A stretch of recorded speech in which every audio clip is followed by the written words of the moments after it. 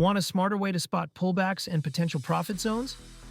In this video, we're breaking down how to use the Fibonacci Retracement tool in less than 3 minutes.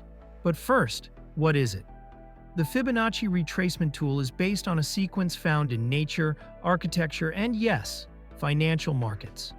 Traders use it to identify levels where price may pause, pull back, or reverse during a trend. These levels act as potential support or resistance zones, visual markers where the market might react. Let's walk through it on TradingView. For this example, we'll use the sterling dollar currency pair. First, log into TradingView and then open your chart. On the left-hand toolbar, click the third icon, Drawing Tools, then choose Fib Retracement. For an uptrend, draw from the swing low to the swing high.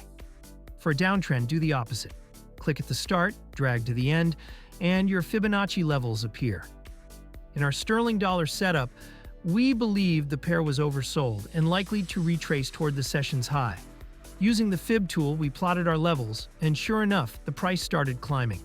We placed a take-profit limit order near the session high, but with a view to closing it manually if we reach the 78.6% Fib level, a common exit point for traders. So, how can you spot opportunities when using the tool? First, you could buy the dip or sell the rally. Watch for reversals at 38.2%, 50%, or 61.8%. You could also look for confluence by combining Fib levels with trend lines, moving averages, or candlestick patterns. Finally, you can plan exits by using Fibonacci extensions to mark take-profit zones. Many traders call the 61.8% level their golden pocket, a high probability zone for the price to react. And what about time frames? The Fibonacci tool works on all time frames, although daily and 4-hour time frames are particularly great for swing trades, whilst 1 hour and 15-minute are ideal for intraday setups. It's also worth noting that the higher the time frame, the stronger the level.